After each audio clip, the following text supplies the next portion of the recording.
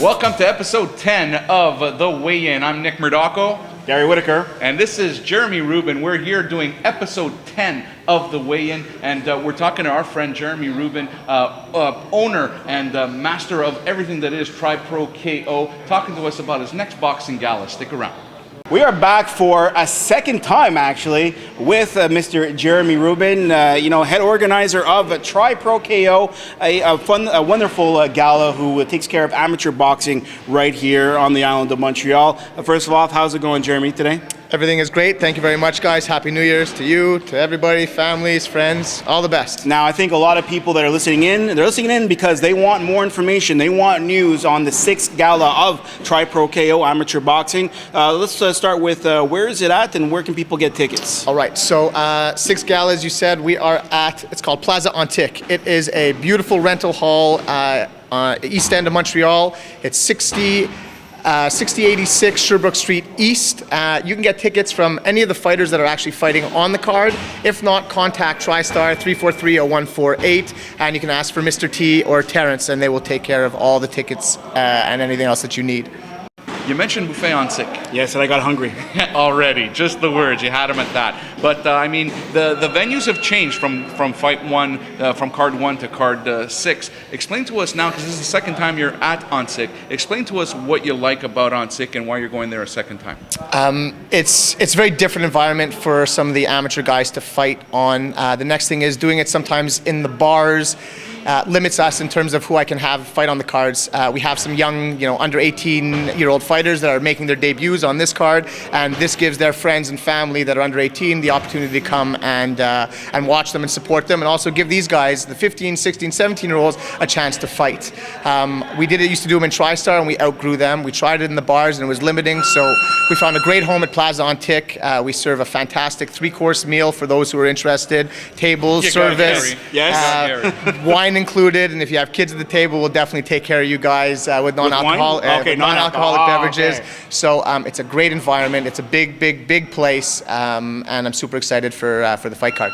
Now, obviously, you're talking about the kids that you're able to bring onto the card. You're talking about the great fighters that you've had on this card. Talk about some of the talent that people have been. Listen, those that are in the know that you've got some fantastic fighters who will be competing January 29th. Not to mention, the fans go nuts over some of these guys. So, who are some of the ones that you're really excited, especially for some of the fan reaction? Who are you really excited to see fighting on January 29th? Well, some of my, the main eventers, and we usually have 2 or 3, are guys like Danny Caron, who has 40 amateur fights, Mr. T, who although only has 4 amateur boxing matches, he's a crowd favorite and very exciting fighter. The crowds go insane for Mr. T. Right. Absolutely. And not to mention Danny Caron, here's a guy that for people, the MMA folks that follow us, was one of the people that helped John the Bull McDessie get ready for his first UFC fight, right? Very, very important. And one of the training partners of John, a fantastic boxer, a fantastic boxing coach, and is a super exciting fighter, and we're very, very lucky to have him on the card. So those are guys, a guy like Sammy Vasquez, who has 18, 19 fights.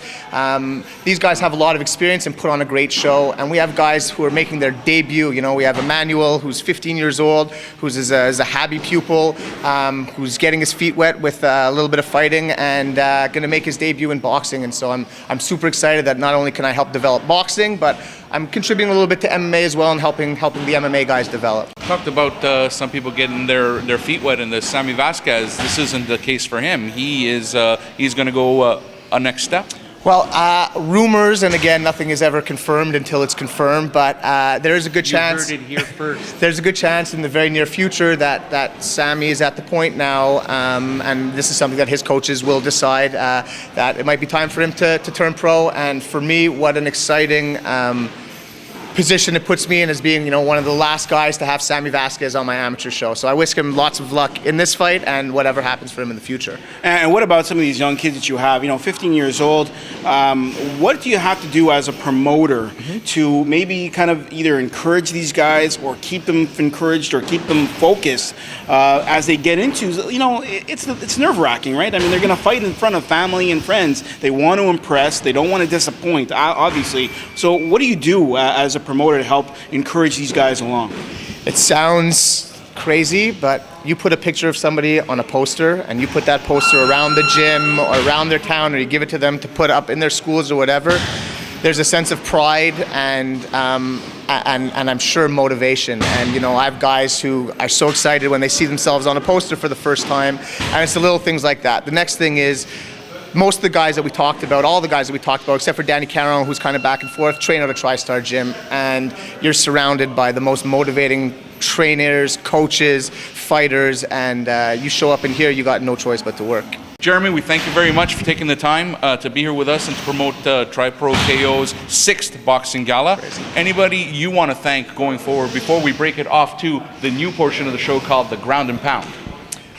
Yes, definitely. Thank you. First of all, I'd like to thank you guys again, all your support. Without it, it makes my job so much harder. So thank you guys. The list, here we go. TriStar Gym, so fortunate to work here. The guys like Eamon, Firaz, Eric O'Keefe, the Jake Millers, all these guys that I look up to and learn from. All the fighters who have either given me tips, this and that, especially my boy John the Bull McDessie. You can support him in his UFC fighting career and buy one of these shirts from MMA Fight Shop or a TriStar. And from what I heard, they actually make them in like our size. They got right? every size you want. So you can either find some stuff on Facebook or come right to the gym. My man, Mitch Mayberger, huge part and mentor for me. So big shout out to Mitch and my friends, my family, everybody who comes to support, especially the fighters, and my partner, Sylvain Gagnon. Good luck with your surgery, buddy. Looking forward to seeing you. And stay tuned for the name True Rivalry. Remember that, folks. True Rivalry. You heard it first here on the franchise. Are you about to tear up? Are you getting moist there? You look like you tear up with all that support, man. I get excited, man. You know, I'm super excited at what I do, and I'm very honored and proud to be a part of it all. So come support your local combat sports, whether it's boxing, shoot fighting, amateur MMA, whatever it is. Get out there, support the guys. They need it. So. All right, you know what? It's been our pleasure. And you know what? Like Nick said, we're going to break it to a new segment, the Ground and Pounds. Thanks, guys. Boom. Beautiful.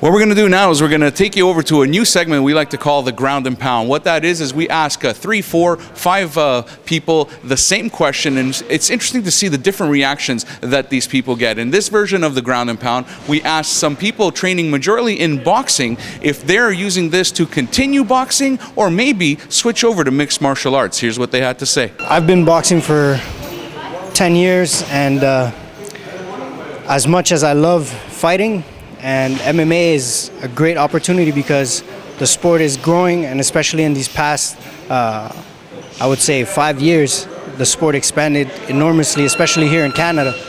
But I've been doing boxing so long that my passion, and I fell in love with the sport of boxing. What I like about boxing, what I love, is the fact that there's so much to learn, and you think you know so much, but then you always meet someone who makes you realize that, you know, or makes you think another way and make you see, let's say, a jab a different way, and you realize that there's so much more to learn. And MMA, you have kicks, punches, grappling, whereas boxing, you have 2 guys in the ring with their fists only, and that's all they have to, you know, to fight each other. And who could be smarter than the other guy? Who worked harder, who wants it more, and it really comes down to who did their homework, you know, and that's my passion. That's what I love about boxing. Well, I started off originally with MMA, mixed martial arts, but I realized I wanted to improve my striking.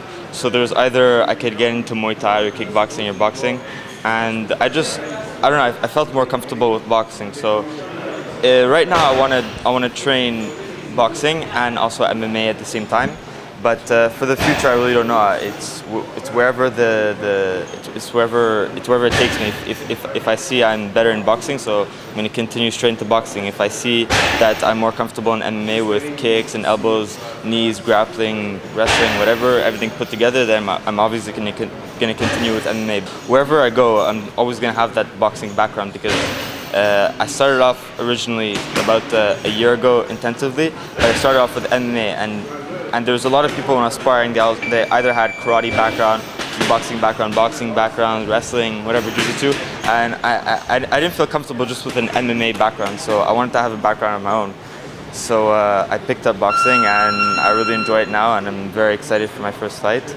And yeah, so I'm obviously going to continue with boxing, and I'm going to continue with MMA. But I'm young, I'm still only 15, so I have to see where it takes me, and wherever it takes me, I'm going to go. I see myself moving forward in boxing, try to accomplish a good amateur career, maybe try to make the Team Canada national team. Yeah, I'm surrounded by MMA, but we have good boxers that train out of TriStar also, just as we have good MMA fighters that trains out of TriStar. I left amateur MMA to go to amateur boxing because I like more striking, and I didn't like too much of ground game, and you need to be able to do pretty much everything in MMA. So I was more of a striker, so I like the boxing more, so I went to the boxing. We hope you enjoyed this episode of The Weigh-In, episode 10. I'm Nick Murdocco, that's Gary Whitaker. We want to thank TriStar Gym for letting us film here, always. And of course, special thanks to our sponsor, Univire New Face. You can catch them at univirenewface.com. Beautiful.